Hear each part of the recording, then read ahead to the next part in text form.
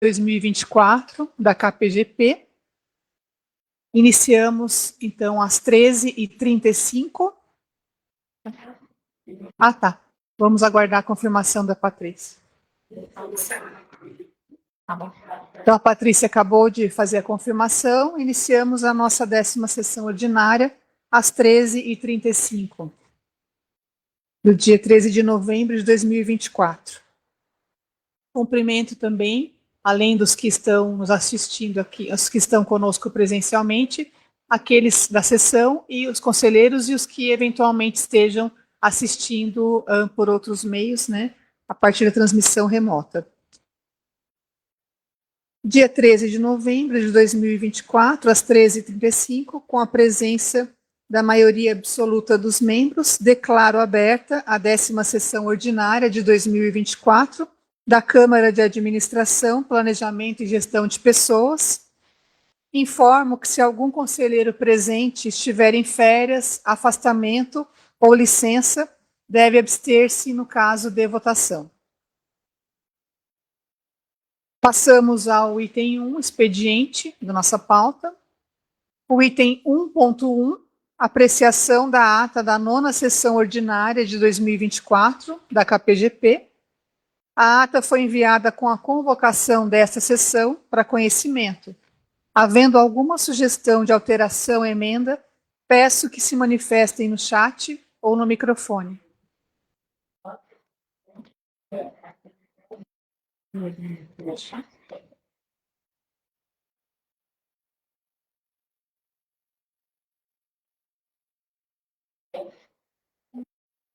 Temos uma abstenção, né? Temos apenas uma abstenção. Não havendo manifestação de conselheiros por alterações, declaro a ata aprovada. Passamos ao item 1.2, comunicados da mesa. Comunicado 1.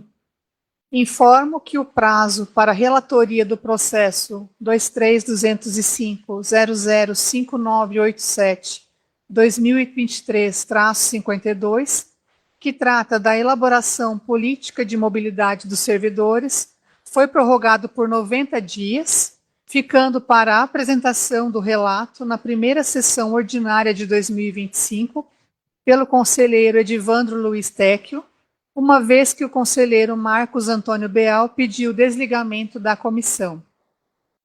Segundo, informo também que houve alteração do regimento interno do Consune, por meio da resolução número 187, Consune UFFS 2024, de 31 de outubro, da qual destaco o artigo 24º, que dispõe: as sessões do Consune serão realizadas por videoconferência a partir de salas de videoconferência dos campi e da reitoria da universidade. Neste sentido, peço aos conselheiros que observem as disposições desta resolução para a participação nas próximas sessões. Terceiro, informo ainda que as transmissões das sessões passarão a ocorrer por meio do YouTube a partir de dezembro. Sendo estes comunicados da mesa, abro a palavra para as comunicações dos conselheiros, que podem se inscrever no chat.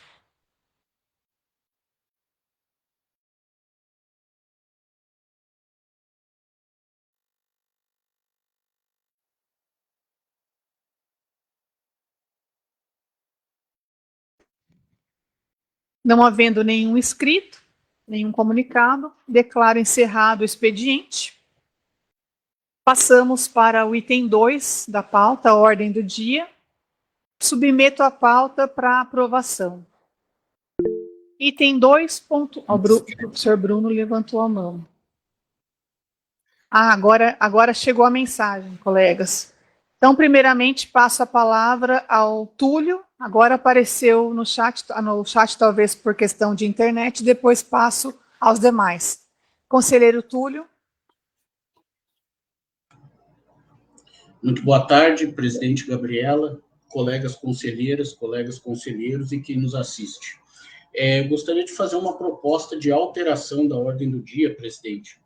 considerando a análise prévia dos pareceres apresentados em relação aos itens 2.2 e 2.3 da nossa ordem do dia, em que pese se tratam de processos distintos, me parece, na análise prévia, que o parecer apresentado pelo conselheiro Jaime Giolo pode ter, a depender das decisões que tomemos acerca dele, repercussões sobre o processo hoje colocado na ordem do dia 2.2.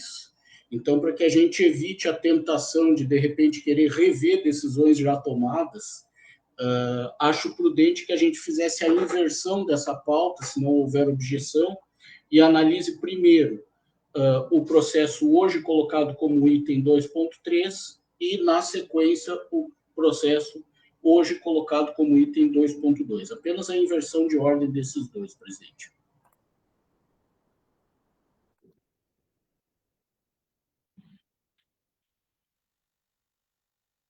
Certo, conselheiro Túlio, obrigada, anotado aqui. Nós temos outras manifestações, então, o professor Bruno, que levantou a mão quase no mesmo tempo, à vontade. Certo, presidente. Boa tarde, colegas conselheiros. Espero que esteja tudo bem com todos. Presidente, eu fiquei de encaminhar o parecer até sexta-feira do item 2.4, que é acerca da revogação da resolução do PGD, né, tendo em vista que foi publicada a portaria normatizando. Entretanto, nós tivemos aqui no campus, na quinta-feira, um episódio de um surto generalizado de virose, né? Acho que não sei se todos acompanharam, a gente manteve mais comunicados internos. Tivemos aí um episódio entre quarta e quinta-feira de um número elevadíssimo de estudantes sendo atendidos, e a gente teve que tratar aí de uma certa emergencialidade. Inclusive o serviço do Estado aqui relacionado a epidemias entrou em ação, então a gente teve que responder várias coisas e tomar várias ações a partir de quinta-feira, e sendo assim eu não consegui finalizar o parecer até sexta. Esse caso também está tendo repercussão durante essa semana, a gente está tendo que responder várias coisas e adequar, providenciar outra forma de prover, né, água e tudo mais. Então, nesse sentido, presidente, eu gostaria de solicitar a retirada desse ponto de pauta na sessão de hoje e, ao mesmo tempo, né, uma prorrogação de prazo para mim apresentar esse parecer na próxima sessão. Tá? Então, com o prazo regimental aí para a convocação da próxima sessão. Então, se possível, a presidente me conceder esse prazo, eu apresento, então, para a sessão de dezembro. Muito obrigado pela atenção e desculpe o transtorno. Obrigada, professor Bruno. Espero que se recuperem aí desse incidente, né, infelizmente. Se não houver oposição a essa colocação do professor Bruno, ele, então, pelo que entendido, continua como relator do parecer. Se não há nenhuma objeção, podemos sim, né, fazer a dilação do prazo. Por enquanto, ninguém se manifestou. Não sei se a internet também aqui está limpa.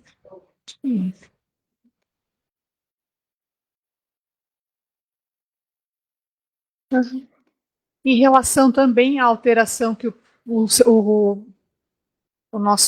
Túlio, né, o nosso conselheiro Túlio, ele colocou para a inversão dos pontos, se ninguém tiver nenhuma objeção, acatamos também essa inversão dos pontos de pauta.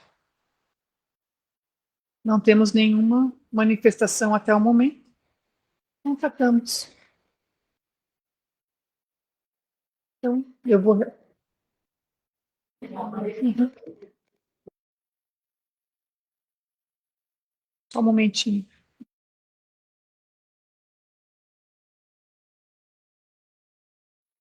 Então, eu vou fazer a leitura da ordem do dia da pauta, na nova configuração para aprovação da mesma. O item 2.1, o processo 23.205.030.191.2024-19, a avaliação de proposta do Plano Anual de Auditoria Interna, o PAINT, 2025, para designação de relatoria.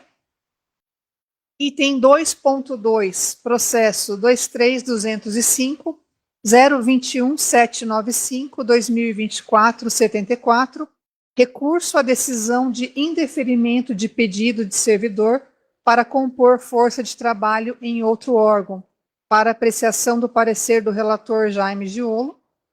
O item 2.3, processo 23205, 013.758/2024-92, recurso à decisão de indeferimento de pedido de reversão de jornada de trabalho para apreciação do parecer do relator Cristiano Silva de Carvalho.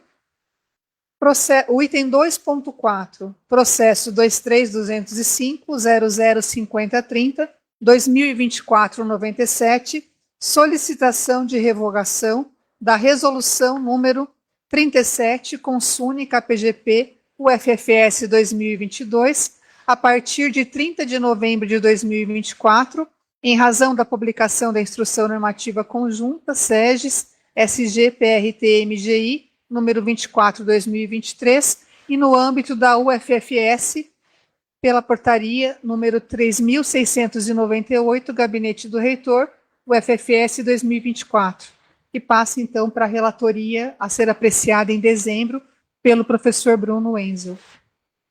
Ela sai da pauta, então, esse item, perdão. Os conselheiros têm alguma manifestação com relação a esta pauta? Podemos considerar a alteração desta ordem, então, ficando o item 2.1 a 2.3, como foi observado, com a retirada do último ponto para apreciação futura. Todos consideram a alteração da ordem? Creio que sim. Então, peço que os favoráveis permaneçam como estão e os contrários, por favor, se manifestem. Não, tudo certo. Não havendo manifestação, declaro a pauta aprovada. Assim, passamos à análise dos processos.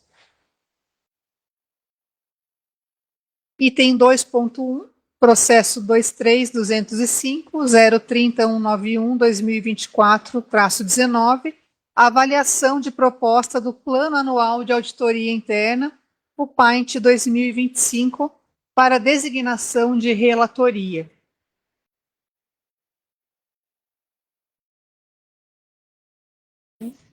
Pergunto aos conselheiros e conselheiras se alguém teria interesse em fazer a relatoria dessa matéria, deste ponto de pauta.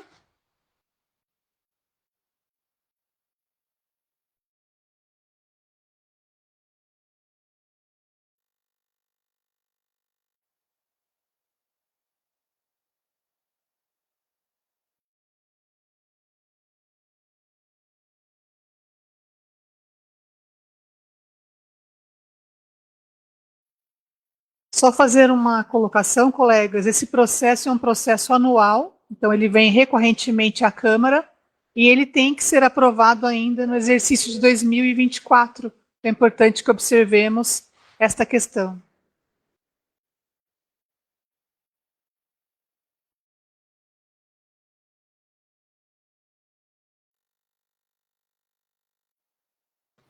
Boa tarde, presidenta. Satisfação, colegas conselheiros e conselheiras. Eu me coloco à disposição para relatar o processo.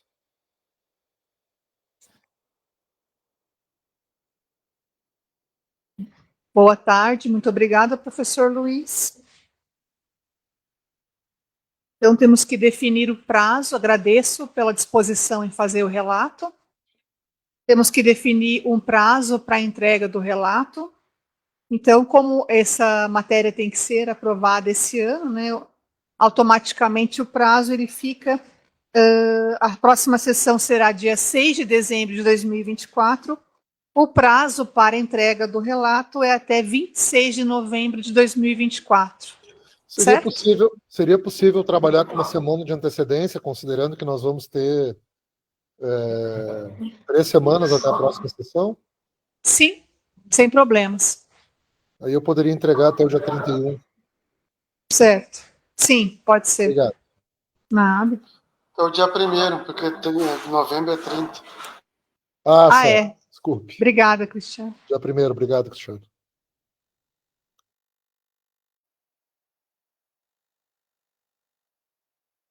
Colegas, todos estão de acordo em o professor Luiz Fernando assumir a relatoria da matéria, do item 2.1 da pauta? Se todos continuam como estão, confirmamos aí o relato com o professor Luiz Fernando. Obrigada.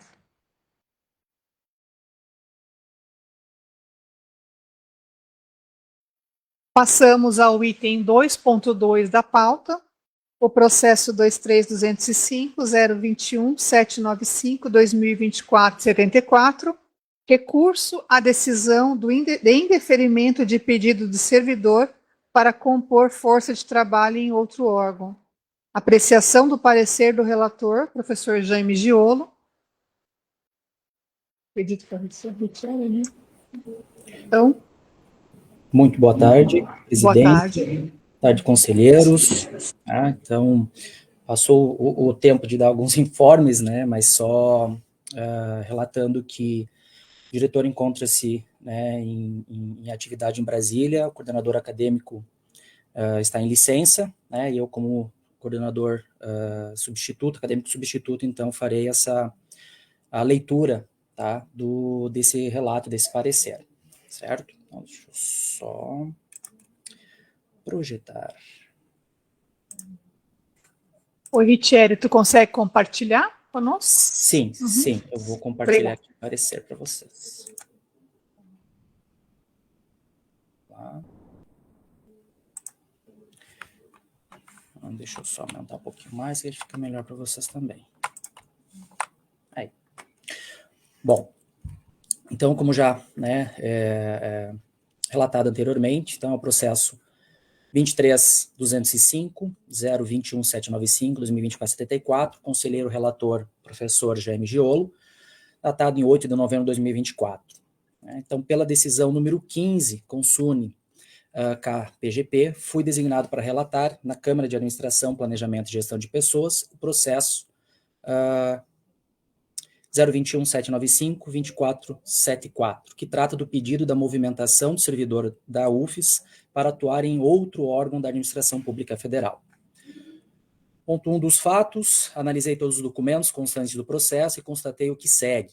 O processo inicia com o pedido da alteração de exercício para a composição da força de trabalho na modalidade indicação consensual entre órgãos e entidades, formulado pela Superintendência Estadual do Ministério da Saúde em Santa Catarina, mediante ao ofício número 777-24 COGEP SAA-SEMS de 22 de agosto de 2024, assinado pela Coordenadora Geral de Gestão de Pessoas do Ministério da Saúde, Etel Matiello.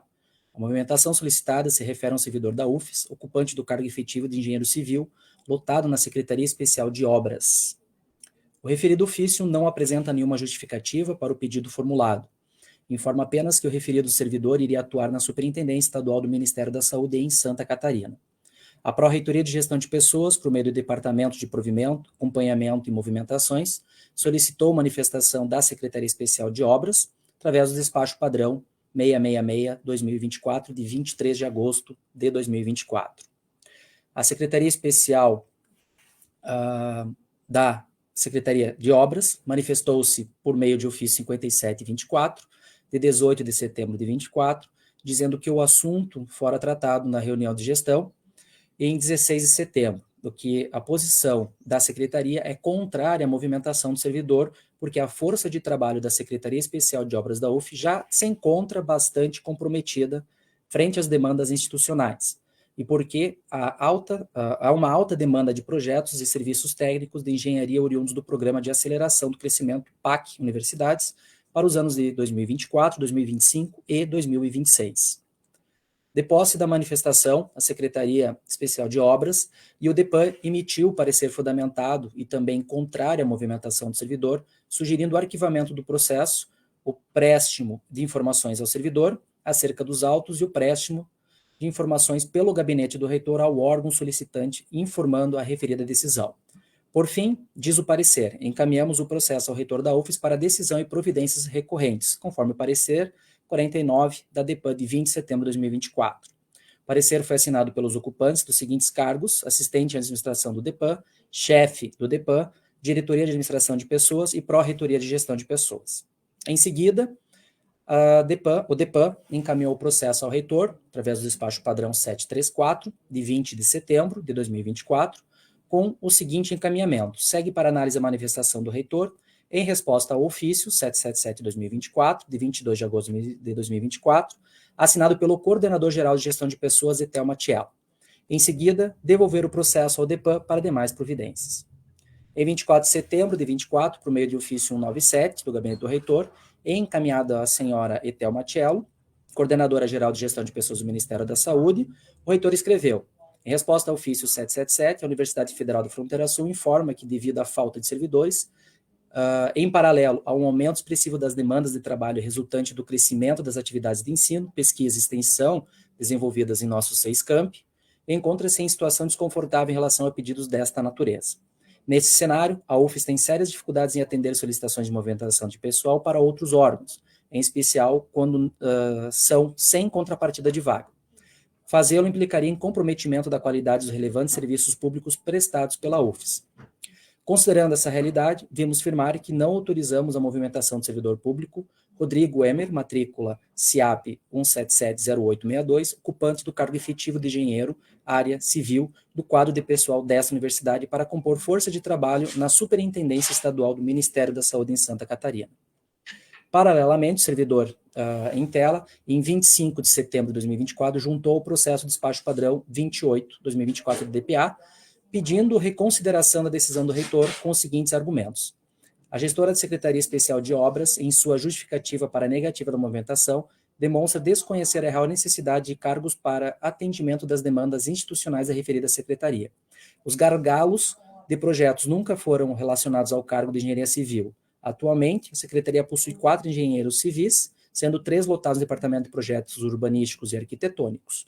Trata-se do cargo técnico com mais servidores no setor e na Secretaria. Não há registro ou reclamação de carência desse profissional.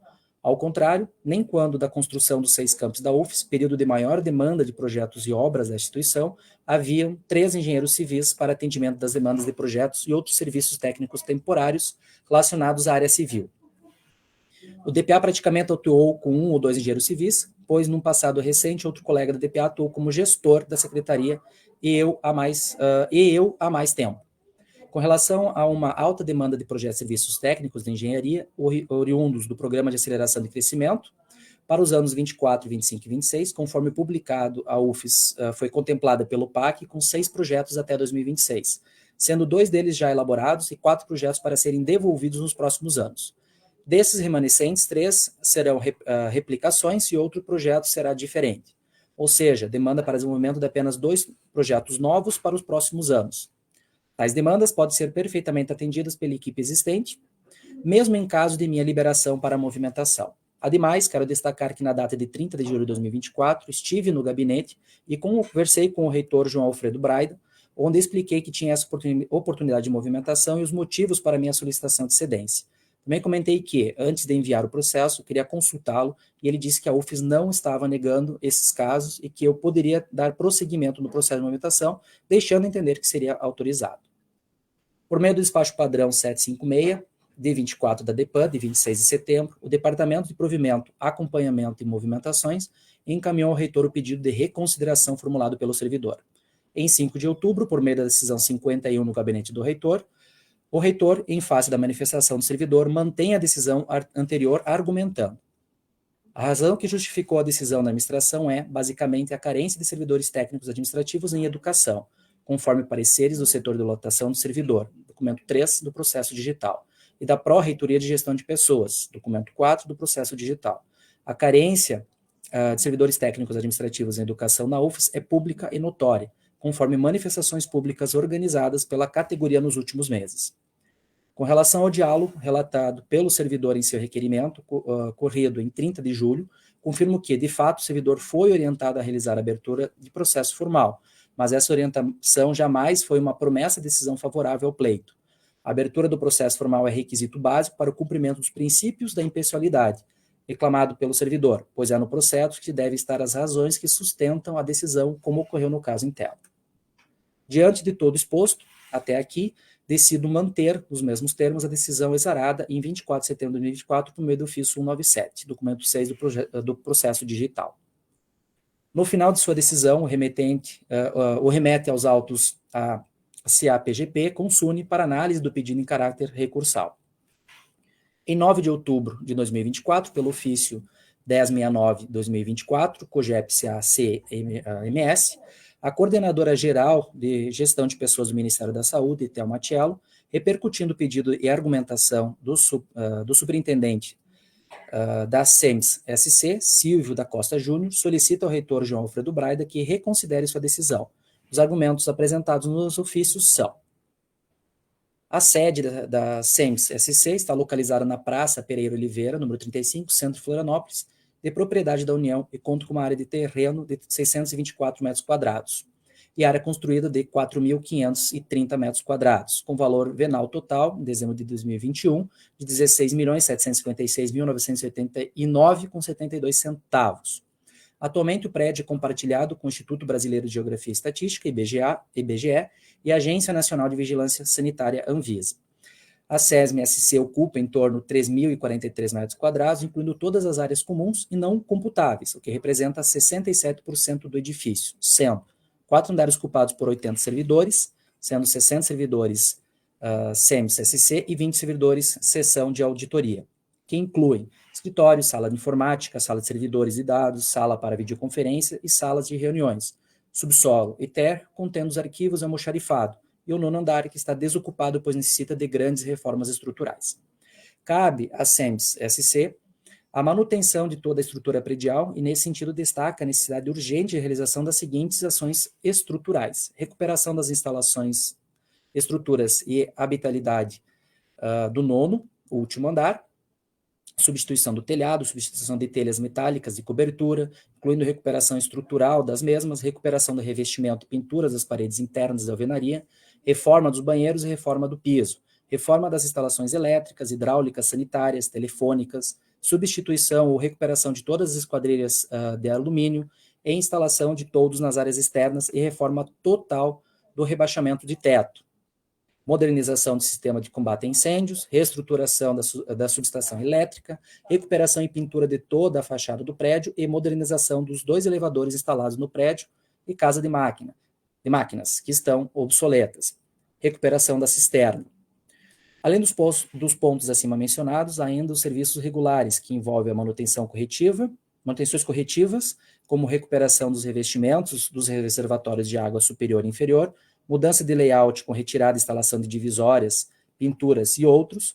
Todas essas necessidades são caracterizadas como serviços de engenharia e serviços comuns de engenharia que necessitam ser executados por empresa contratada, cujo estudo preliminar da contratação, por força da legislação, deve ser conduzido por um profissional engenheiro. Em resumo, até mesmo para a instrução desses processos, faz-se necessário contar com um profissional com capacidade técnica para descrever os critérios necessários para a contratação das empresas.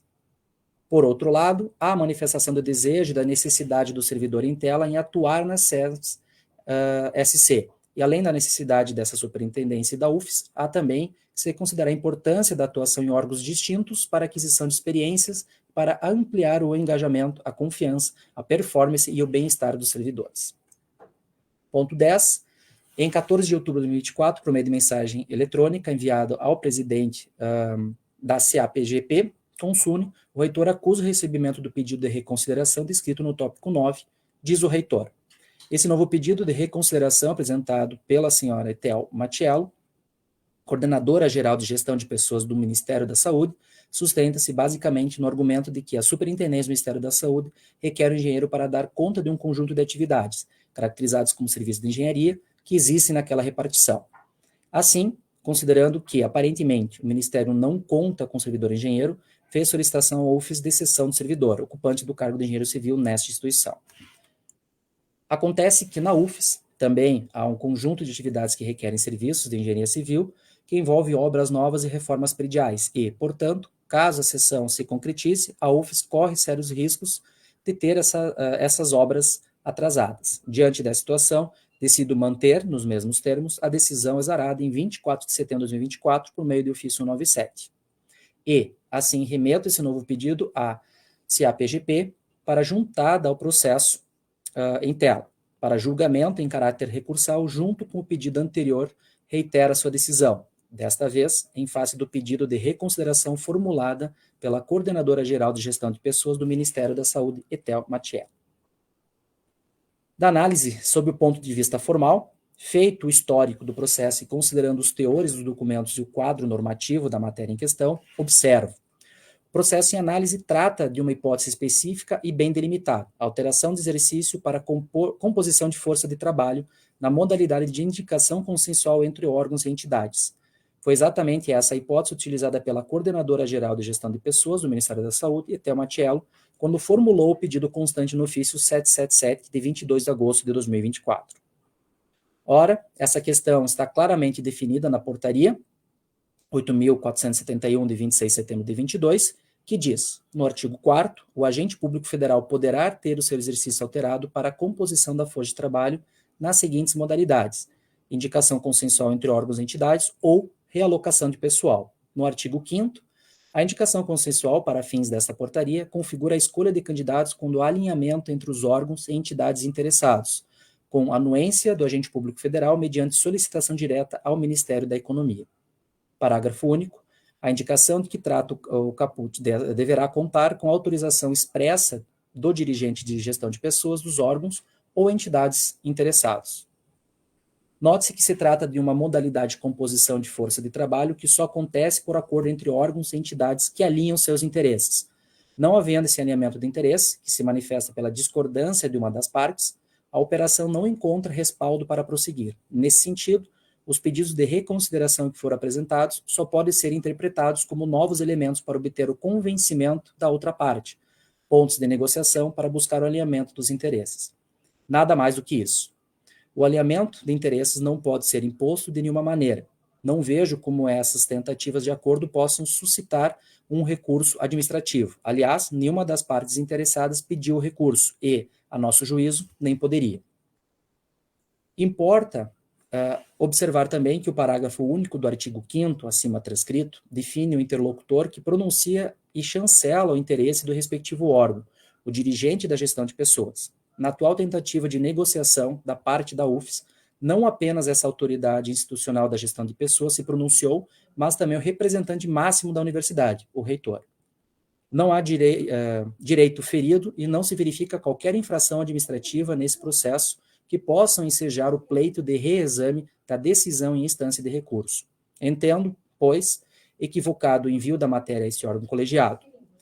Por isso, não me sinto autorizado a examinar o mérito dos interesses manifestos e tampouco da decisão de quem tem o pleno poder de proferi-la. Do voto. Diante do exposto, voto para que o processo seja devolvido ao reitor para que comunique aos interessados a decisão proferida no contexto dos pedidos de reconsideração e, se julgar que a interpretação dos fatos expostos por esta relatoria é falha, obtenha o parecer da Procuradoria Federal junto à UFES e dê à matéria o encaminhamento que considerar adequado, incluindo a reapresentação da mesma a este órgão colegiado. Passo Fundo, 8 de novembro, Jaime Giolo, conselheiro e relator designado. Muito obrigada, conselheiro Rutieri, pela leitura do parecer. Eu agradeço e abro o chat para as inscrições, para iniciarmos a discussão sobre o tema.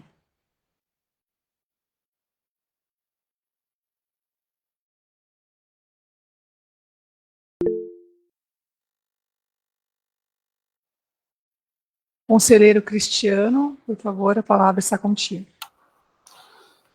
Boa tarde, conselheiras, agora de forma oficial. Boa tarde, presidenta. Boa tarde, conselheiros e conselheiras nessa sessão. Eu faço a minha inscrição, presidente, por o seguinte aspecto. Uma coisa que nós temos que entender na universidade, que qualquer pessoa na instituição tem direito a recurso. Tá? Isso é uma questão constitucional, isso é uma questão de Estado democrático de direito, senão seria uma autocracia. Tá? Então, a pessoa tem todo o direito de acatar qualquer recurso. A pessoa pode, né? Essa é a instância e a Câmara que foi instituída como ponto recursal. Tá? Isso é um aspecto. Segundo aspecto, e aí que está, que eu acho que uma coisa que está faltando na universidade é mesas de negociação. E entro no mérito na questão aí que, por exemplo, foi uma decisão unilateral. Né? Não houve uma tentativa de mesas de negociação, de mesas de negociação política. Né? Há uma necessidade de uma entidade chamada Ministério da Saúde, que também faz parte do Poder Executivo, e que exige um trabalho de alguém, pode ser de forma temporária, por 2 anos, por 3 anos, mas que abra essas portas e não somente fechar por uma questão que se preocupar que se tem ou não tem pegar e deliberar esse tipo de trabalho. Né? Claro que foi o autor, o requerente que apresentou mas houve uma demanda, um pedido da coordenação do Ministério da Saúde. Então, nós temos que, uma coisa que nós temos que ser, nós estamos no mesmo Poder Executivo e ter um pouco de solidariedade. E abrir uma mesa de negociação. Eu acho que, por exemplo, quando algumas entidades pedem esses tipos, deve-se abrir uma mesa de negociação e não vetar de pronto ou de pronto, né, a questão de negar esses pedidos. Né? Deve haver uma conversa, um diálogo político, uma ponte para que realmente esses casos... Por exemplo, se há uma possibilidade de abrir portas, né, para outras pessoas, de ficar de forma temporária em outro ministério, eu acho que nós temos que abrir essas portas, esses canais de ligação e de negociação. Né? Por um lado, assim, até entendo o voto do relator, mas eu vejo assim que, por exemplo, que a Procuradoria vê, não há nenhuma ilegalidade. Né? Esse parecer, se a Procuradoria der, não vai haver nenhuma... O que tem que haver aí é uma ponte de negociação entre o Ministério da Educação, a UFFS, com os outros ministérios. É um trabalho solidário. Nós somos todos o Poder Executivo. Somos todos servidores públicos. Né? Então, vetar essas possibilidades e aí se fecha uma ponte. Por exemplo, a gente pode haver uma negociação de conseguir com o Ministério da Saúde professores de medicina. Né? Então, são esses canais que eu acho que a gente não pode pegar e já de pronto fechar essas pontes. Obrigado, presidente. Obrigada, Cristiano. Continuamos, então. O Anderson Funai, então, levantou a mão. Por favor, a palavra está contigo. Então, boa tarde a todos, boa tarde, presidente. Olha, esses temas, eles são temas muito sensíveis, porque todas as vezes que nós temos que arbitrar, tomar decisões sobre pedidos de cessão, redistribuição, isso toca porque todos nós somos servidores. E essas situações, elas têm muito elemento da questão pessoal. Não é somente uma questão, por exemplo, de força de trabalho. Certamente há elementos pessoais que fazem para que esses pedidos aconteçam. Né? Nós, o FFS, nós estamos inseridos em regiões que, assim, olha, eu vim para o FFS redistribuído, né? Quando temos um processo de redistribuição no curso de enfermagem, se tem uma troca de código de vagas, eu sou sempre favorável para que a gente não entre nem no mérito do professor que vem ou não. Só que nós estamos inseridos em cidades, né, que quando aparece uma oportunidade de migrar para outra cidade, esse desejo ele vem, e isso mobiliza todos os colegas e tal. Agora, do ponto de vista técnico, né, e aí assim, né, Cristiano, eu sei que é bom nós termos uma relação diplomática com todos os entes, com todos os órgãos, com todos os ministérios. Mas, veja só, é um pedido para ceder força de trabalho para Florianópolis. E lá em Florianópolis, você tem a UFSC, que deve ter muitos engenheiros lá também, sabe? Então, eu entendo, eu não conheço o colega engenheiro que recebeu essa possibilidade, Mas se nós, enquanto UFFS, nós formos solícitos a todos os pedidos que forem chegando, daqui a pouco a gente não tem ninguém na UFFS, infelizmente, tá? E isso é um tema difícil de falar, e às vezes eu tenho me colocado nas nossas reuniões, tanto do Consune quanto aqui, às vezes eu tenho me colocado e eu falo assim, putz, para que eu fui falar isso? Porque às vezes você acaba pega mal a sua fala diante dos pares, porque parece às vezes que você está advogando contra, né? Então, assim, como não tem contrapartida para a instituição, a gente precisa avaliar isso, e aí, de novo, a gente vai cair num parâmetro técnico. Putz, eu adoraria também, por exemplo, receber um convite de ir para Florianópolis, né? Adoraria receber um pedido para vir para a Escola Paulista de Medicina em São Paulo, né? Para o curso de enfermagem. Só que a gente, quando tomou posse na UFFS, a gente sabia que a gente ia estar 600 quilômetros de Florianópolis, várias distâncias. Então, acho que, infelizmente, os servidores que estão na UFFS precisam considerar isso, porque senão coloca em saia justa a gestão. Tá? Se tivesse contrapartida, nós não estaríamos aqui discutindo. Se tivesse um código de vaga, beleza, conseguiu o código de vaga, vamos então concursar ou ver se tem algum concurso correndo aí com classificado, aproveitar. Agora, sem contrapartida, eu também vou apoiar o voto do relator aí de não conceder o recurso. Obrigado. Obrigada, conselheiro Anderson. O professor conselheiro Bruno se inscreve, está contigo a palavra. Obrigado, presidente. Eu gostaria de me manifestar, primeiro, para concordar com o voto do relator, tá? E complementar alguns itens que acredito não tenham sido mencionados, né? Que eu acho que são importantes, tá? Primeiro dizer, Cristiano, o Cristiano colocou essa questão do direito a recurso. Eu tenho plena concordância, né? A gente tem que ter direito a recurso, a reanálise, e eu acho que o processo está seguindo esse trâmite e chegou agora, digamos, na última instância. E nós aqui, com base nos argumentos, nos elementos levantados, a gente vai ter que decidir. Eu acho isso muito, muito importante, esse direito a recurso. Não existe processo numa instituição pública que não tenha direito a recurso. Ninguém é dono disso aqui, né? Nós fazemos parte, né, de um coletivo aí, a gente precisa ter processos que a gente possa de fato nos debruçar e dar chance para ouvir outros argumentos. Mas eu digo isso também para, além desse elemento, para falar também um pouquinho sobre esse tipo de processo. Eu recebi um aqui recentemente, então eu me debrucei sobre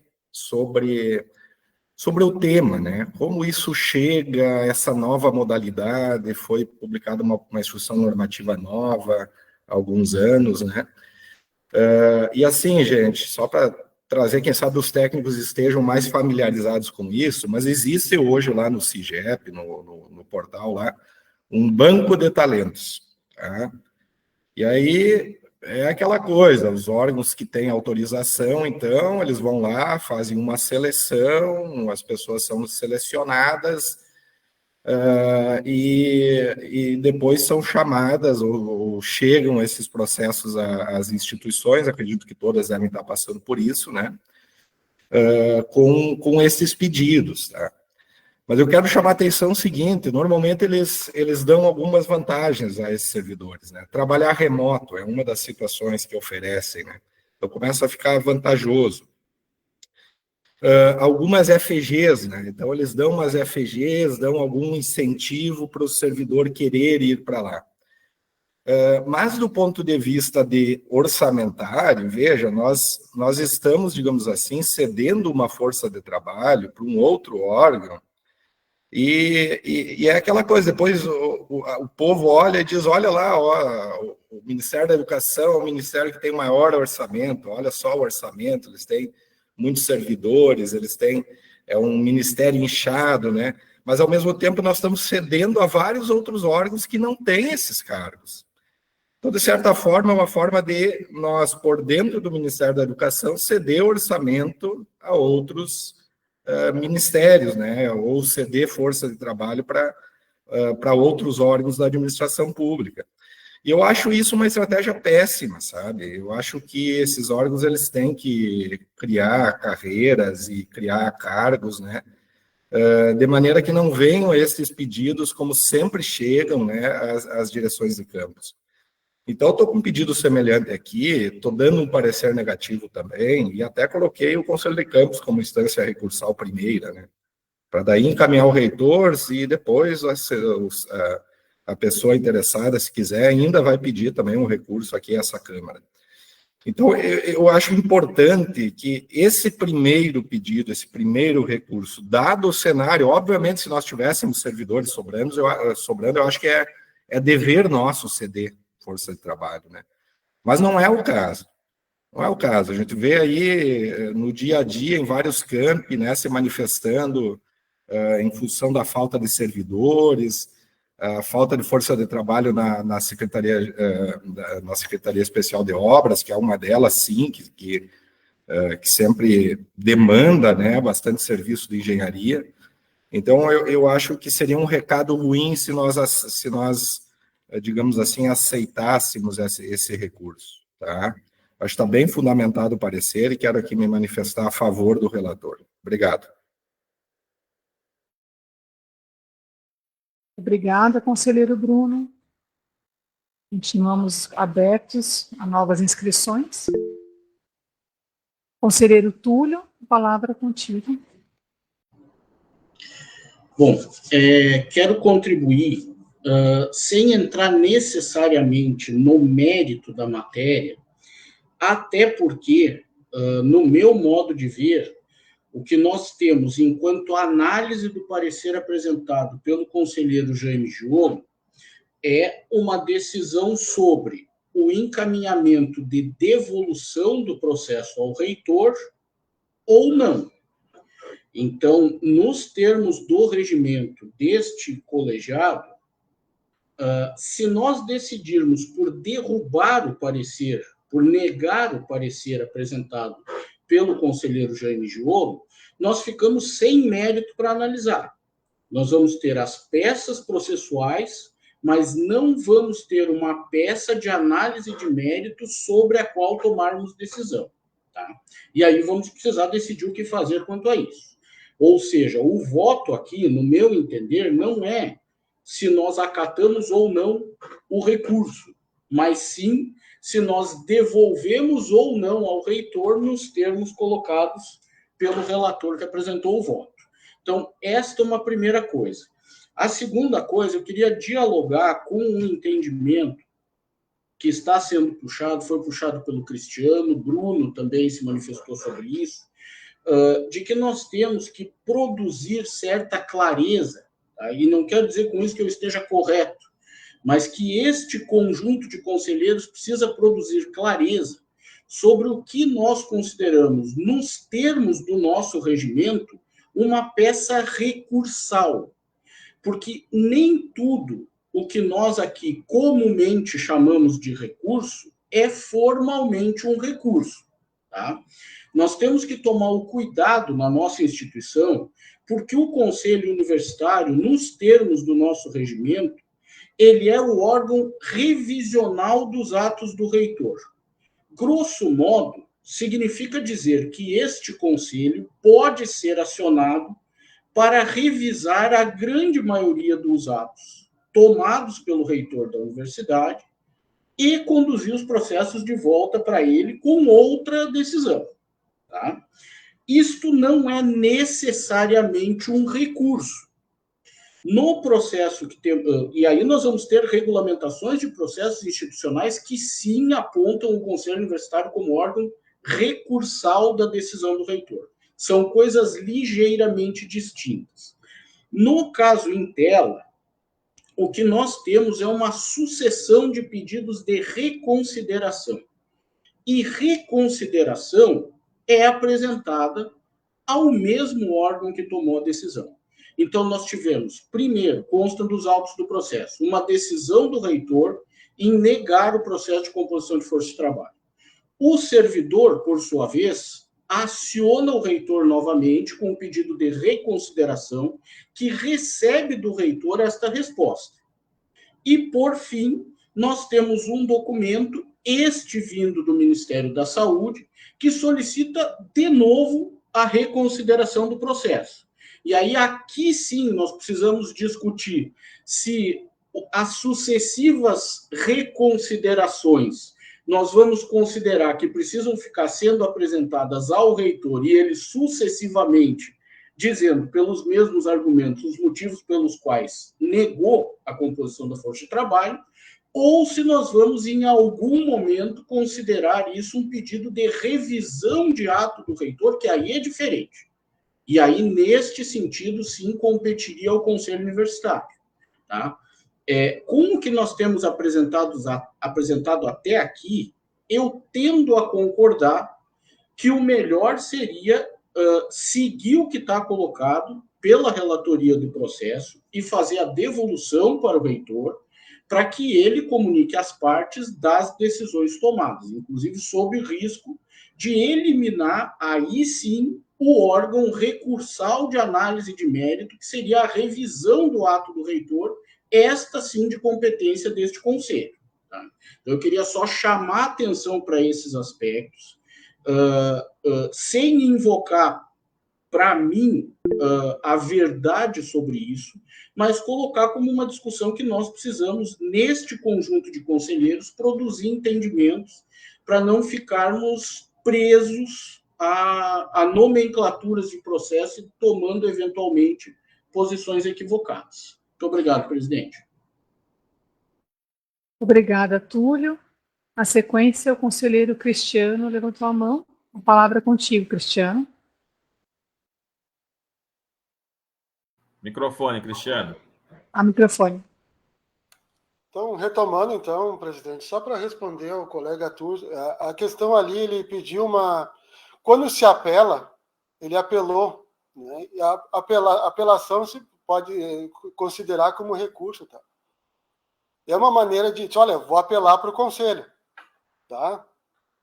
E outra coisa, então, além de ser recursal, ele é revisional também. Ele também está pedindo uma revisão da leitura que o reitor tirou, né? Que é o poder discricionário dele. Então, ele pediu a revisão, o recurso é uma forma de apelar, o requerente apelar para uma instância que não seja a mesma. Tá? Em diálogo contigo, tá? Não estou falando a questão, não tem nada aqui, aí que tá, tu pode dar nomenclatura, porque não é uma instância jurídica, né? É uma instância, ao mesmo tempo, dá um poder deliberatório, tá? Aí que tá, ele pode seguir com outros, aí é na instância jurídica, mas aqui te pode chamar, né? Ou também uma decisão revisional, a nomenclatura fica em aberto, tá? Mas pode se chamar assim, ou pode se chamar revisional, recursal, né, que é uma instância. Né? Ele está pedindo uma apelação dizendo assim, olha, eu quero que vocês revejam isso aqui. Eu quero que vocês dêem uma olhada. Né? Essa é a proposição do requerente. Né? Então, não entrando aqui no mérito da questão. Ele entrou, só que encaminhou. Olha, eu já fui 2, 3 vezes, tentei dialogar, né, então peço para que alguém me escute. Então, ele apelou para o conselho, através de um recurso. Tá? Ou revisão, pode saber também, né? Então, tu pode estabelecer isso. Obrigado, presidente. E sempre, aí que tá. E outra coisa, só para me esqueci, eu estava preparado para isso. A questão toda, sempre, qualquer pessoa que, por exemplo, está lá, a pessoa tem direito a, por exemplo, se não, na sua instância hierárquica superior não conseguir uma demanda, ela pode recorrer para uma demanda colegiada. Esse é o nosso papel. Né? Esse é o nosso papel aqui. Como tu falou, revisionar uma decisão do poder hierárquico. Né? Então, esse é o nosso papel aqui. Então, estabelecendo bem claro isso. Né? Senão o requerente vai ter sempre... Tá, eu vou chegar na instância hierárquica superior e vou dizer, não, nunca vou ser ouvido. Aqui é uma voz. O conselho é essa voz da sociedade acadêmica. Então, só para dar esclarecimento. Obrigado, presidente. Obrigada, Cristiano, conselheiro Cristiano. E enquanto ninguém se inscreve novamente, é pontuar uma questão bastante importante, né, que já foi colocada aqui, dessa pressão que nós temos sofrido, né, de diversos órgãos por solicitações de sessão.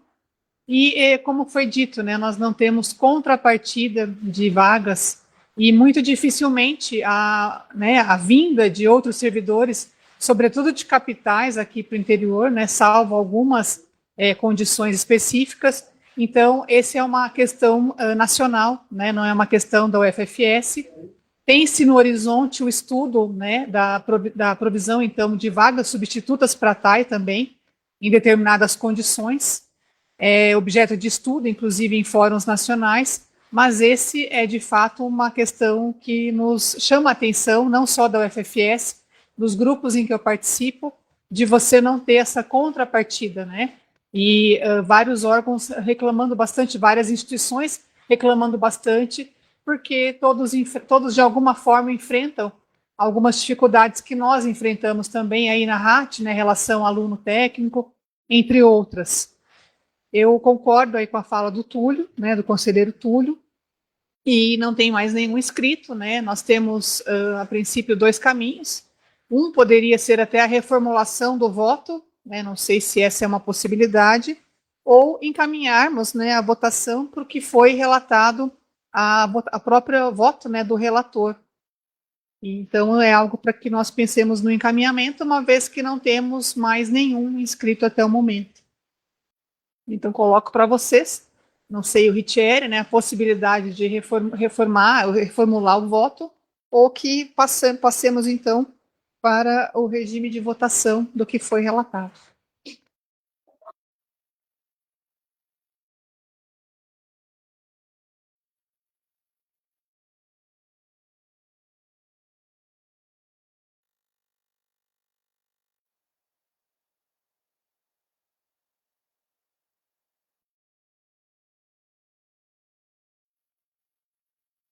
Vamos, então, como não há nenhuma manifestação, em regime de votação sobre o que foi relatado, peço que os favoráveis permaneçam como estão e os contrários, por favor, se manifestem a respeito do voto do relator da matéria.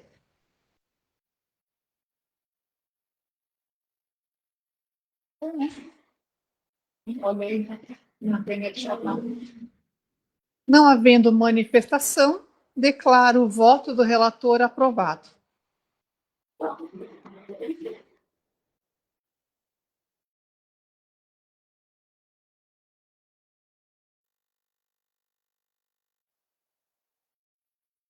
Passamos, então, ao ponto 2.3 da pauta, o processo 013.758/2024-92, recurso à decisão de indeferimento de pedido de reversão de jornada de trabalho, para apreciação do parecer do relator Cristiano Silva de Carvalho. Passo a palavra ao relator. Novamente, meus cumprimentos, presidente. Secretária, boa tarde, secretária Aline. Poderia nos compartilhar aqui? Eu tenho o texto aqui, mas se tu puderes aqui. Sim, só um instante.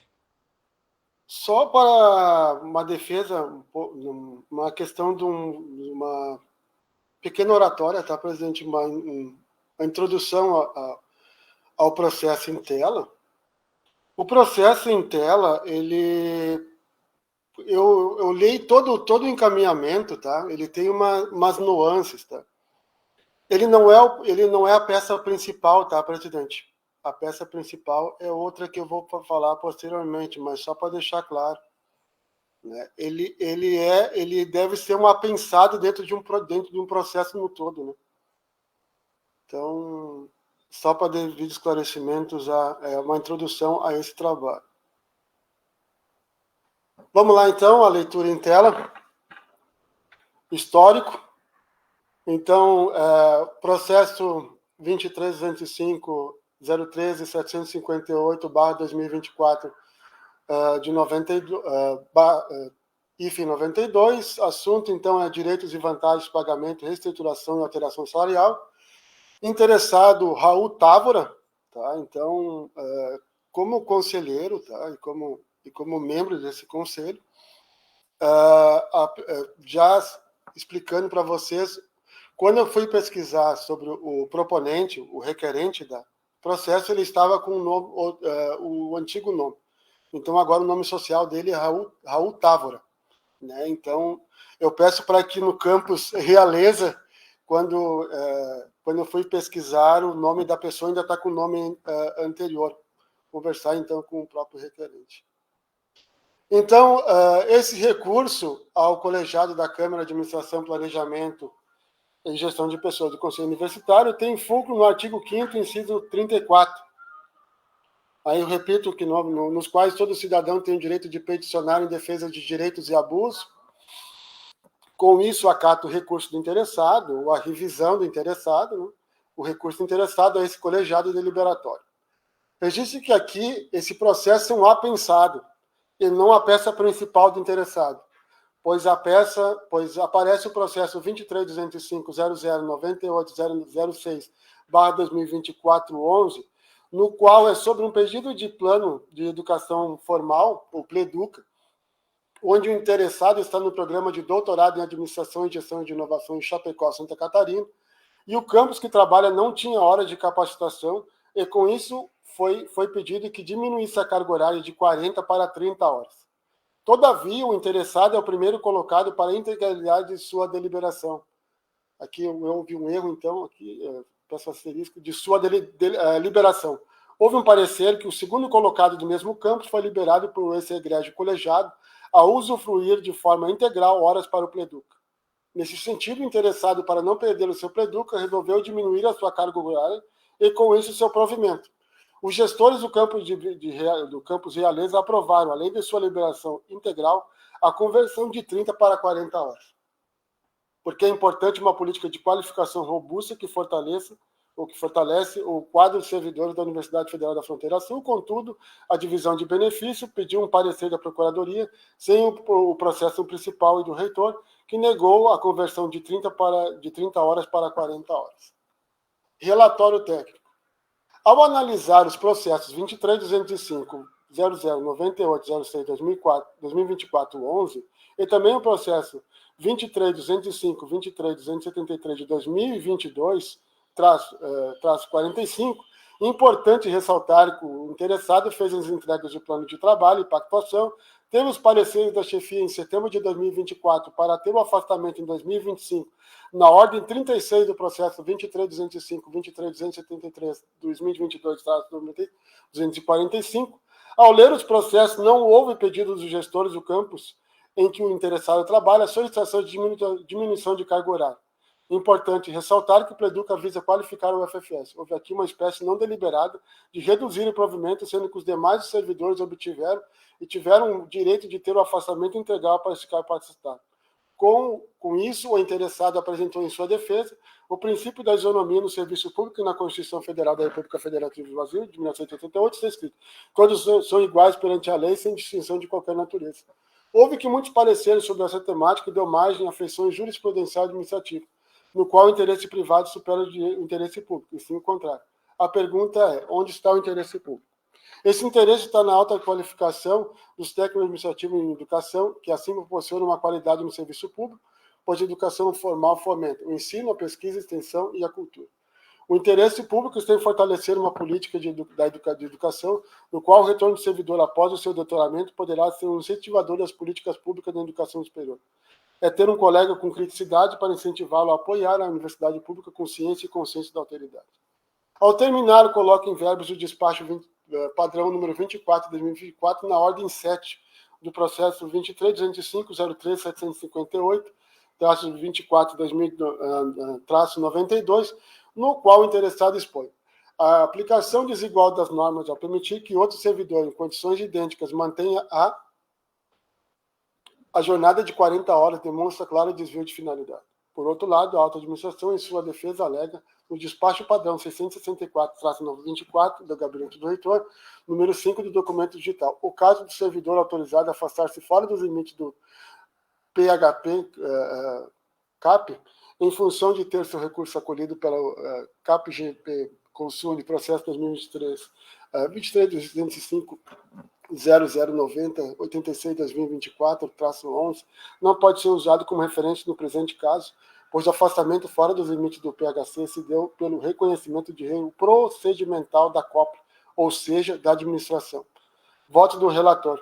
Manifesto votos favorável ao interessado dentro do processo 23.205.758/2024-92, além do processo de 2023-0098-06-2024-11, no qual o interessado aparece, por outro lado, todos os requisitos foram cumpridos por ele e houve reconhecimento do COP e do erro administrativo.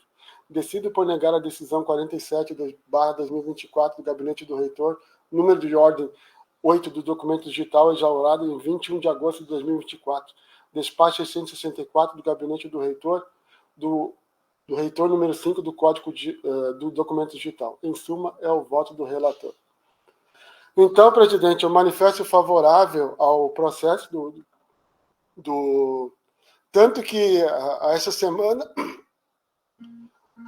o requerente estava lá numa portaria saindo a sua... Em suma, é o voto do relator favorável, então, ao pedido de reconversão de 30 para 40 horas com o afastamento integral, porque esse processo ele é uma parte somente do processo em vista. Tá. Obrigado, então, presidente. Fico aberto para os questionamentos. Obrigada, conselheiro Cristiano. Antes de passar a palavra para a discussão, eu gostaria de fazer uma observação, né? Até colocado no processo, não somente nesse como o anterior, né, que houve um erro do Pleduca, do COPLE, perdão, e nas sessões anteriores eu não havia me manifestado, né? Eu gostaria de fazer uma correção histórica aqui, nem que, obviamente, não afete em nada o voto, ou eu falaria em termos de equívoco, né? Então, a gente tem uma comissão que trabalha muito bem, e questões de editais, né, elas ocorrem, então eu gostaria aqui de deixar registrado, né, que eu acredito, quando a gente fala em erro, a gente fala em algo planejado, né, muitas vezes, e sim em equívoco. E que essa questão para ficar claro a todos os conselheiros, né, que a opção de alterar a carga horária é uma opção exclusiva do servidor, né, nunca imposto e nunca recomendado, né, pelo próprio COPLE. Então, é algo que o servidor ele faz, né? Ninguém faz por ele. Então, seria isso, e fica aberta a palavra a todos e todas.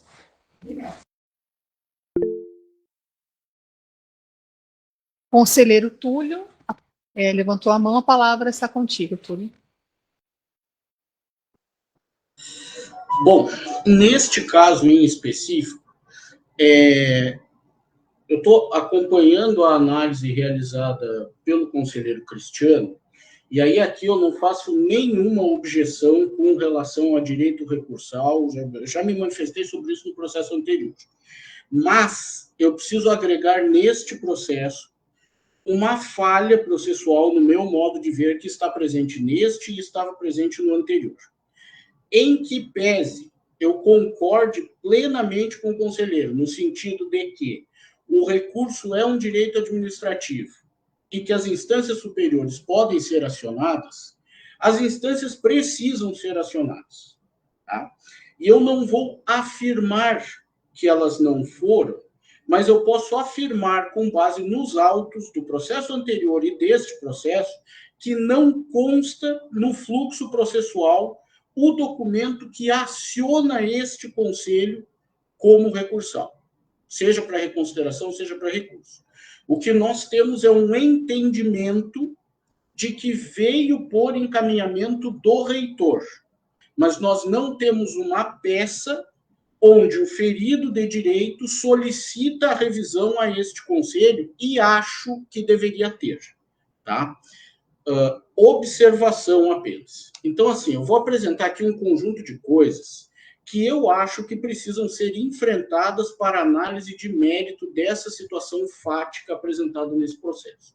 Então, o primeiro deles é esse: não tem peça recursal específica. Tá? Precisaria ter um pedido de reconsideração à CAPGP que não está presente.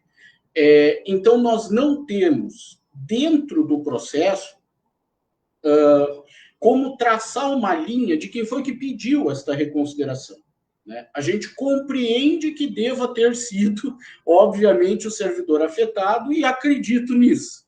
Mas, assim, nós precisamos produzir processo onde essas peças processuais estejam claramente presentes, inclusive para que a gente possa fazer a confrontação dos argumentos que o servidor apresenta com os argumentos de negativa do reitor. Neste caso específico, eu acho que eles estão presentes, porque nós podemos analisar o próprio pedido de reconsideração apresentado pelo servidor ao reitor. Tá? Mas isso é uma coisa para que a gente vá corrigindo ao longo dos processos que a gente vai analisando. Bom, com relação ao caso específico, eu quero apresentar uma divergência frontal à interpretação do colega Cristiano, respeitosamente, mas, assim, este não é um processo que devesse estar apensado a outro processo principal. O que nós estamos analisando aqui é uma solicitação do servidor de alteração de carga horária, especificamente na modalidade reversão de carga horária, porque ele está com a carga horária reduzida em função da entrada dele no Pleduca, e o que ele solicitou foi a reversão desta carga horária reduzida, que já está na prática. Tá?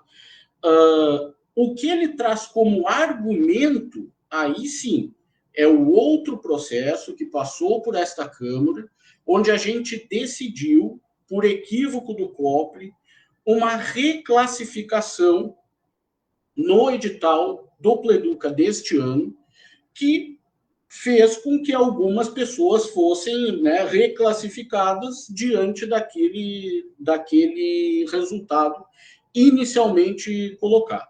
Então, assim, este é o argumento do servidor para justificar a solicitação dele de reversão de carga horária. Hoje ele tem uma carga horária reduzida e ele quer ficar com a carga horária cheia. Tá? Então, não o inverso. Ele não está aqui solicitando a inclusão no Pleduca. Ele está aqui, mediante esse processo, solicitando a reversão da carga horária. No Pleduca ele já está. Tá? Então, isso é importante ter como entendimento. Para organizar a tese, né? Este procedimento de reduzir carga horária para caber no BHCAP do Pleduca é um procedimento utilizado corriqueiramente nos editais quando faltam horas no banco para a saída para capacitação. Então, o servidor solicitou uma dispensa integral, um afastamento integral, mas o banco só tem 30 horas, por exemplo. O servidor reduz a sua carga horária para 30 horas, isso reduz os vencimentos do servidor, e como ele só precisa de 30, ele consegue se afastar integralmente por aquelas 30 horas. Tá?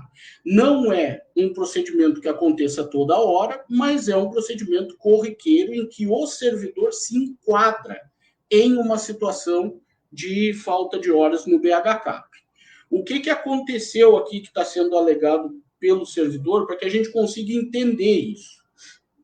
Quando nós produzimos uma reclassificação do Pleduca, atrelado a isso, nós dissemos o seguinte: o que acontecer em função dessa reclassificação aqui, a gente concede, mesmo que não tenha horas de BHCAP, essas horas ficam negativas por enquanto, e elas vão continuar negativas no banco do campus até que os servidores, estes ou outros, retornem de seus afastamentos, e somente então, com horas positivas, outros servidores vão poder fazer jus a essa concessão de horas. Tá? Foi isso que nós fizemos, aplicado a casos muito específicos de ordenamento no edital deste ano, porque entendemos que o COPRE cometeu um equívoco de classificação. Foi isso que nós fizemos. O que este servidor está alegando é o seguinte: eu precisei reduzir a carga horária para sair, e agora o Consune resolveu conceder saída sem ter possibilidade de banco de horas, eu quero o mesmo tratamento e, por isso, eu quero a minha reversão de carga horária. Tá? É disso que nós estamos falando. Bom, outra coisa que consta dos atos, e aí, né, quero esclarecer ao relator. A consulta à Procuradoria Federal que foi feita, não foi feita sem documentação necessária para que se pronunciasse sobre o caso. A consulta à Procuradoria Federal que foi feita se deu nos termos da possibilidade de alteração de carga horária com o servidor afastado. Porque nós temos na nossa regulamentação institucional, isso consta do manual do servidor, a impossibilidade de alterar a carga horária de servidor em afastamento, que é o caso. E a consulta que foi realizada pela Progesp tinha estes termos. Se seria possível ou não proceder uma alteração de carga horária dentro da nossa legislação com o servidor já afastado, que era o pedido dele. Estes foram os termos da consulta à Procuradoria Federal, que acho deveriam constar também deste processo e não estão. Tá? Mas só para esclarecimento do relator. Bom, por fim, para análise de mérito, a reversão de carga horária ela tem um requisito fundamental, que é o interesse da administração. E a negativa do reitor, apresentada nos autos, tem justamente isto como motivo, que falta fundamento que demonstre interesse da administração. Para que a gente reverta a decisão do reitor, eu entendo que nós temos que obrigatoriamente dar demonstração do interesse da administração. Tá? Qual que é a situação fática que nós temos? O servidor já está afastado e, para se afastar, ele reduziu o cargo horário. Então, ele só conseguiu se enquadrar no Pleduc e obter o afastamento por redução de carga horária e consequente redução de vencimentos. Hoje, ele está integralmente afastado.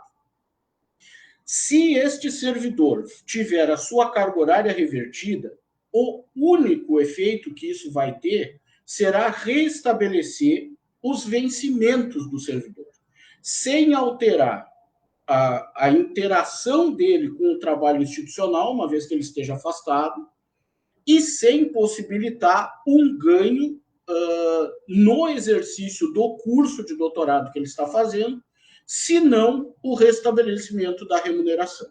Tá? O efeito secundário dessa decisão seria tornar o BHCAP um banco com horas ainda mais negativas, e aí, óbvio, né, isso desdobrando nos futuros afastamentos.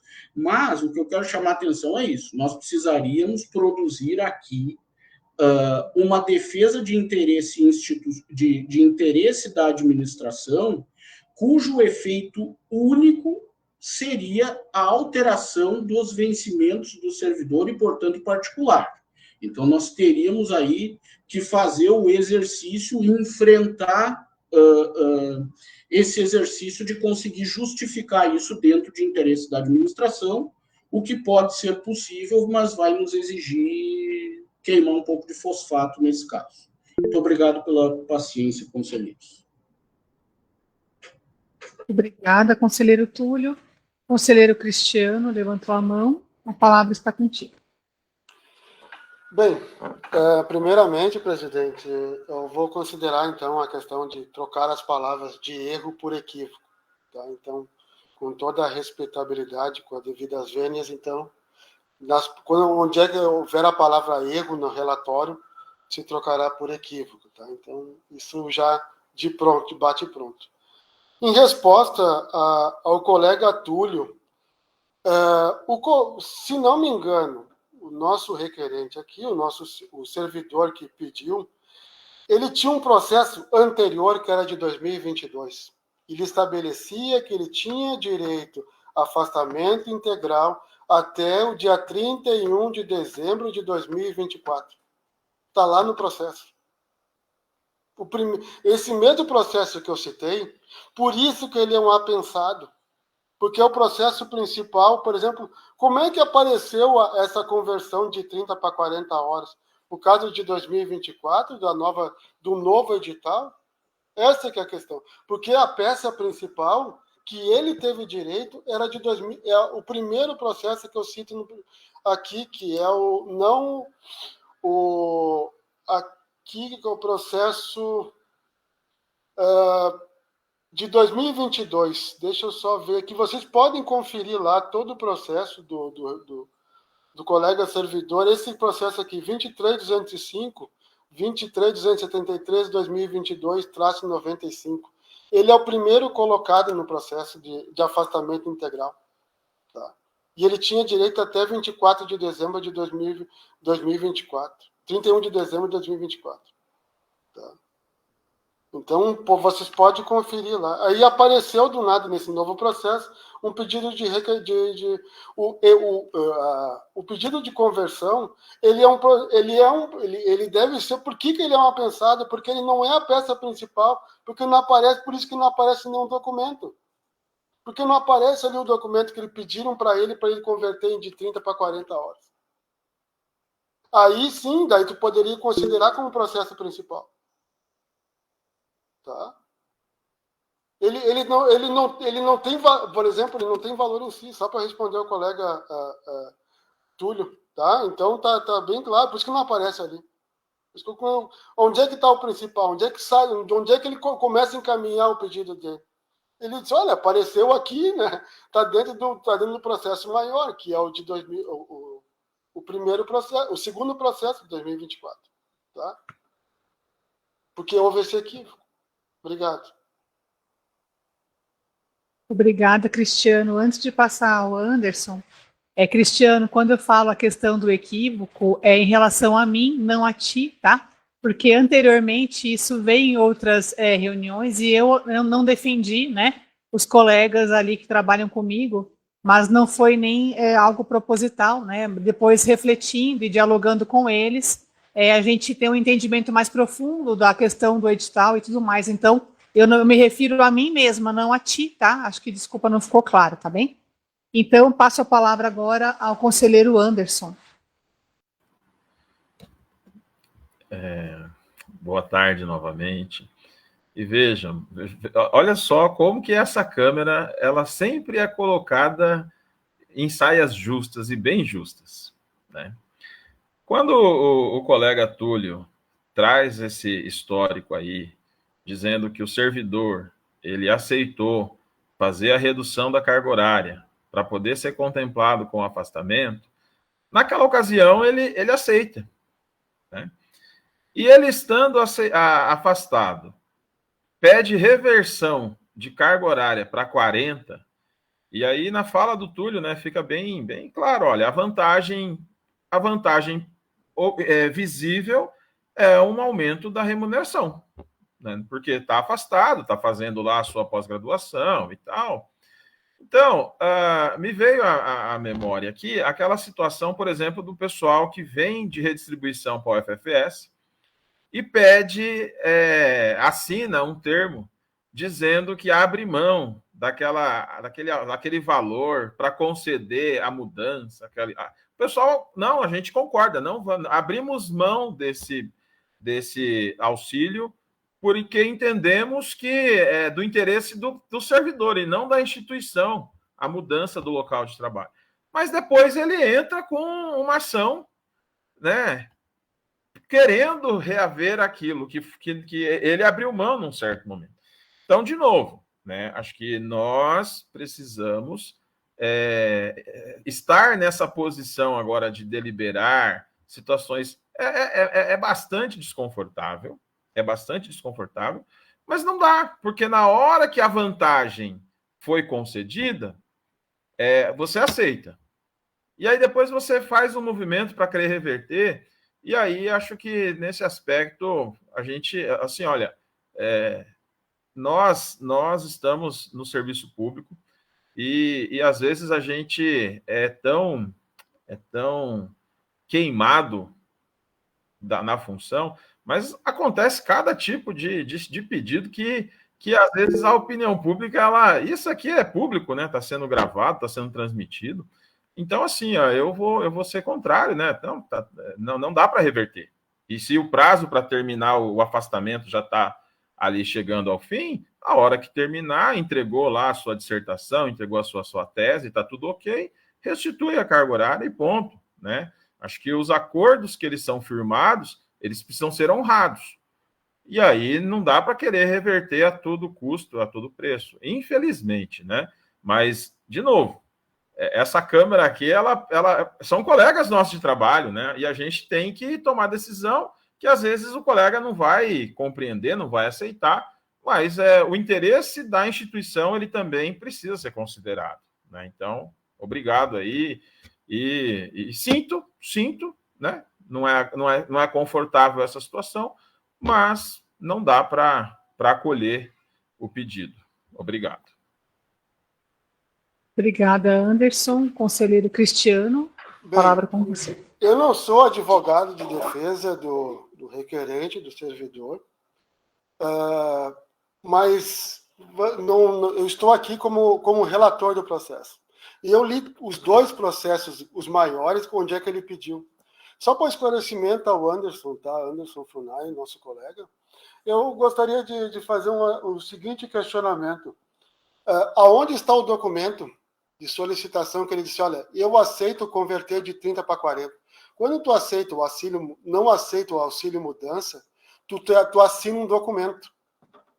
Isso é um acordo verbal. Não aparece documento nenhum aonde o solicitante está pedindo o documento de 30 para 40 horas. Não está no processo. Não está no... Então, se não está no processo, não está documentado, como é que eu vou dizer assim, eu vou pegar e diminuir o salário de um servidor? Também, para o outro lado, também. Aí que está, é uma questão, aí que está, tu está fazendo um processo diferente. Vamos olhar pelo outro olhar. O outro olhar. Tá? Eu não vejo, vamos lá, se olharem aonde está documentado, de forma que o documento ali, onde é que o solicitante pede a conversão dele de 40 para 30 horas. Me permite? Só um minutinho, conselheiro Anderson, o Túlio ergueu a mão antes, daí em seguida você tem a palavra. Conselheiro Túlio? Eu não quero aqui que o meu posicionamento seja confundido com um ataque pessoal à pauta. Mas, assim, tem coisas que... o Cristiano tem razão quando ele aponta a falta no processo. Tá? Então, tem coisas que talvez devessem ter estado mais estudadas, seja na montagem do processo, seja na composição da relatoria. Mas, assim, o fato de não ter algumas coisas que deveriam estar, não significa que elas não existam, tá? Então, assim, só para que a gente possa entender como funciona esse imbróglio. Caso concreto, o servidor tem direito, em processo anteriormente aprovado, a este afastamento até o final deste ano, 31 de dezembro de 24, é isso, né, Cristiano? Este servidor tem direito a pedir prorrogação. Ele vai pedir? Não sei, tá? Mas é isso. Ele está afastado e ele tem direito a pedir prorrogação porque ele está em curso de doutorado. Bom, sobre a existência de pedidos, Cristiano, quando o servidor entra com a solicitação de concessão de horas ou de afastamento integral no Pleduca, ele é confrontado mediante a classificação numa disponibilidade de banco de horas. Tá? No caso concreto, por edital puro e simples, isso significaria uma negativa, tá? Porque não tem horas suficientes para que este servidor seja afastado na modalidade que ele quer. O que ele faz? Ele diz, eu reduzo a minha carga horária e saio com a carga horária reduzida porque daí tem. Onde é que isso está documentado? Na solicitação de redução de carga horária dele. A administração não faz a revelia, redução de carga horária, para enquadrar o servidor em uma situação mesmo que eventualmente beneficie a ele. O servidor é partícipe do pedido de redução de carga horária dele e, a partir disso, ele se enquadrou no Pleduc. Nós podemos até revisar isso. Isso tudo é regulamentação nossa com relação à entrada no Pleduc. Pode ser revisado. Mas a situação fática é essa. Tá? Então, o servidor teve carga horária reduzida com participação dele nesse processo. Assim como ele pode solicitar a reversão da carga horária, que só pode ser feita no interesse da administração. Ora, se este servidor voltou do afastamento, obviamente há interesse da administração, porque em vez de trabalhar 20 horas ou 30 horas, ele vai voltar a trabalhar 40. Então tem um ganho claro para a administração. Enquanto ele estiver afastado integralmente, se a administração restitui a carga horária dele, isso não significa que ele volta ao trabalho, significa única e tão somente que ele volta a receber os vencimentos integrais. E aí é que é difícil justificar o interesse público. Essa é a reflexão que eu estou fazendo aqui, né? Pode ser vencida, obviamente, tá? Mas é uma ginástica difícil de fazer. Tá? Agora, com relação à existência dos documentos, Cristiano, é isso assim, ó. É óbvio, eu não tenho aqui no bolso, mas se esse servidor fez uma redução de carga horária, ele participou desse processo e ele, inclusive, teve documentos oficiais publicados à época, né, que determinavam isso. Obrigada, Túlio. E em seguida, o conselheiro Anderson. Não, eu acho que eu tinha me solicitado a manifestação novamente em função disso, né? Porque, embora foi mencionado ali que não conste, de alguma forma isso aconteceu no interesse do servidor. E de novo, pessoal, eu acho que quem está aí na função de gestão mesmo, que tem que tomar o ato, né, assinar o ato, é uma situação, acho, bastante desconfortável, né? Eu acho que estar como gestor no serviço público, nessas horas, não é tarefa fácil, mas interesse da administração, né? Não tem por que você conceder aumento de carga horária para alguém que está afastado, né? Não faz sentido nenhum, né? E de novo, tem horas que eu me pergunto por que esse processo está aqui, sabe? Pô, tá afastado, tá gozando de um benefício, né? Quando saiu, estava ali com as 30 horas, e se não vai voltar, agora voltando, concluiu sua pós-graduação, fez os relatórios, tá tudo ok, progride-se para 40 horas novamente sem nenhum problema. Agora, não faz sentido alguém pedir aumento de carga horária sendo que está afastado, né?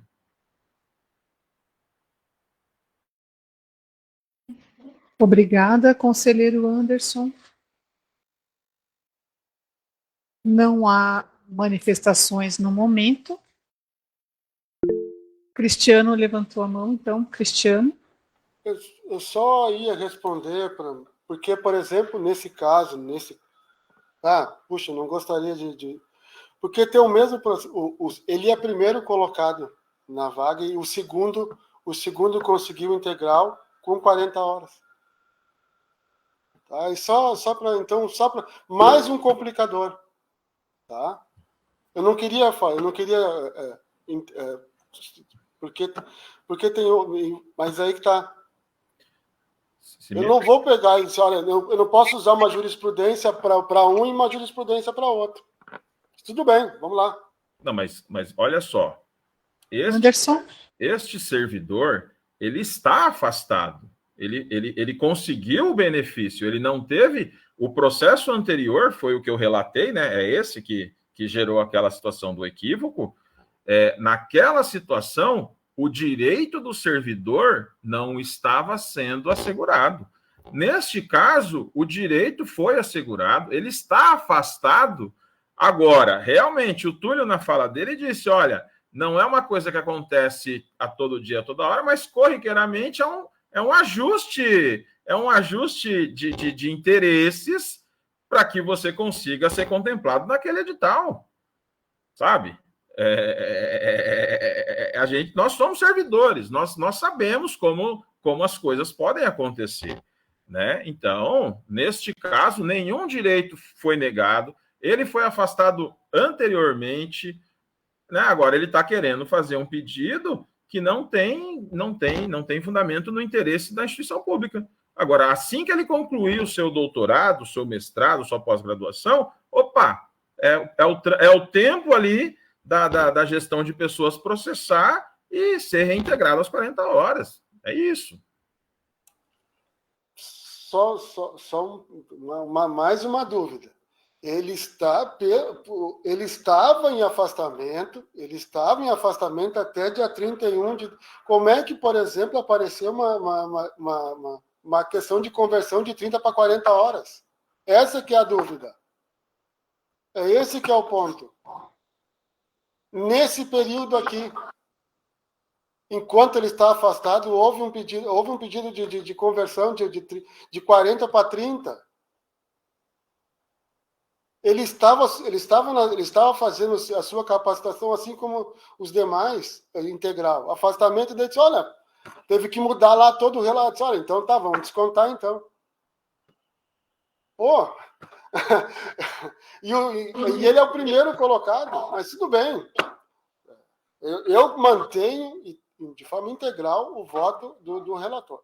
Então, conselheiro Cristiano, de nada. Se há o pedido, então, de reconsideração, aliás, de reversão, né, uma vez ele, com certeza, tem a concessão para essa diminuição, como o próprio conselheiro Túlio já colocou, e eu também no início, né, não é feito a revelia. Então, como não há mais nenhum inscrito, vamos proceder, né, para o nosso regime de votação, pedindo a Patrícia para que coloque a enquete, né, para que possamos proceder à votação, então favorável, desfavorável ou abstenções ao voto do relator Cristiano Silva de Carvalho. Pedimos para abrir uma enquete em alguns instantes.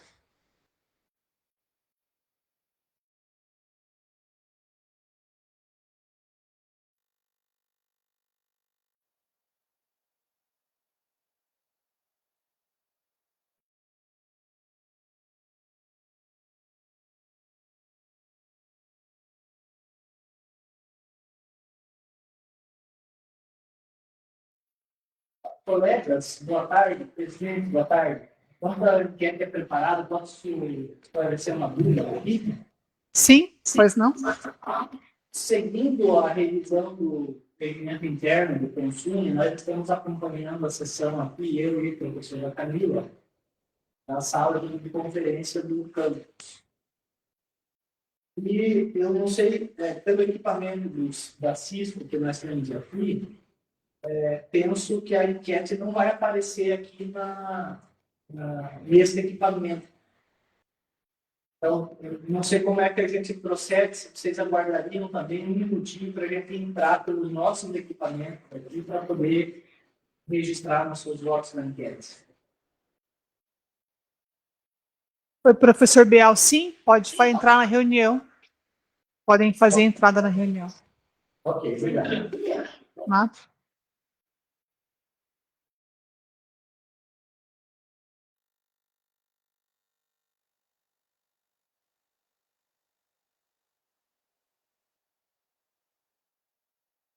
Isso. Obrigada, Patrícia.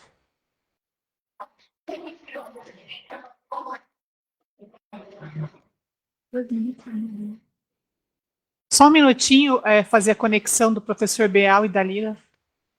Só um minutinho, já avisamos.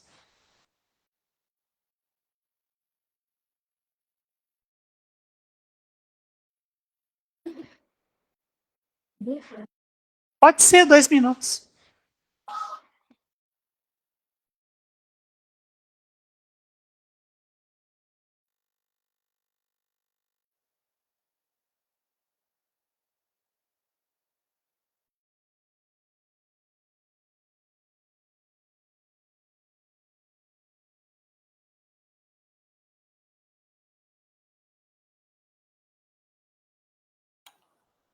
Foi colocado já, presidente.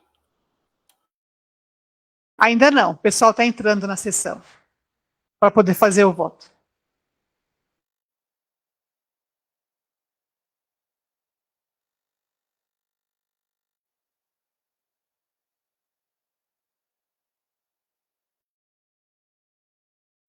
Pode colocar a votação, por gentileza, Patrícia, o pessoal conseguiu entrar.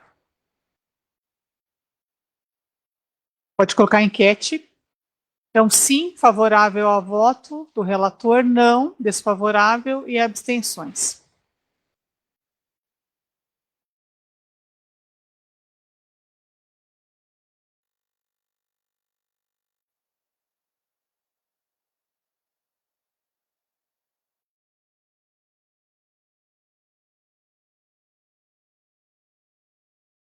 Estamos em regime de votação.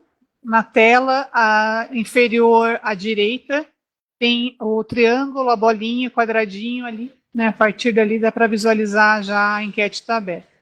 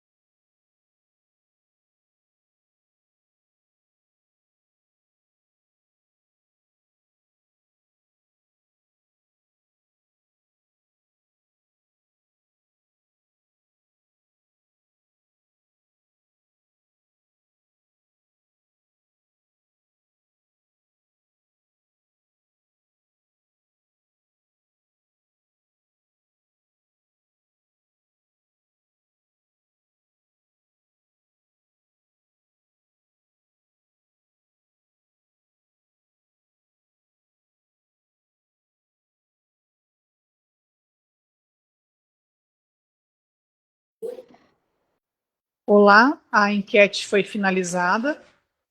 Então, favorável ao voto do relator, tivemos 3 votos favoráveis, 9 desfavoráveis ou não, e 1 voto com abstenção. Portanto, a matéria, né, o voto, a maioria foi desfavorável, né, a esse relato, no caso, o item 2.3 da pauta. Recurso à decisão de indeferimento de pedido de reversão de jornada de trabalho.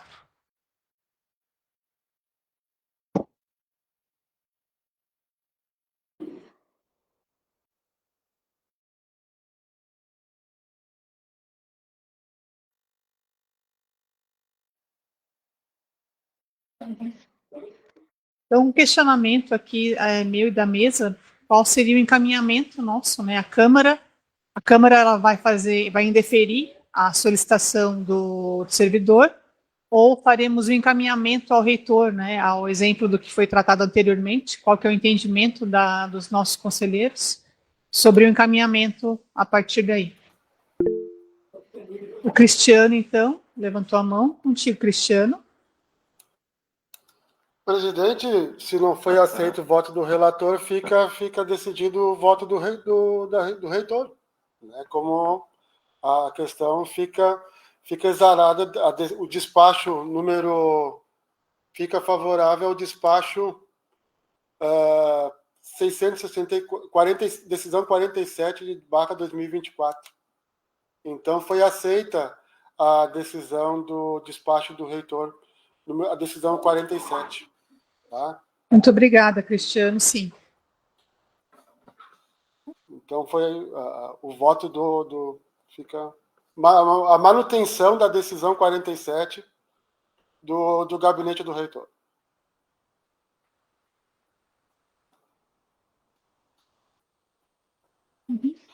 Como é que é? Em vista de negação do parecer do relator, é mantida a decisão 47/2024 do Gabinete do Reitor. É isso, presidente. Certo, muito obrigada, Cristiano. Bem, concluída a ordem do dia, abro a palavra aos conselheiros para comunicação pessoal, caso alguém tenha.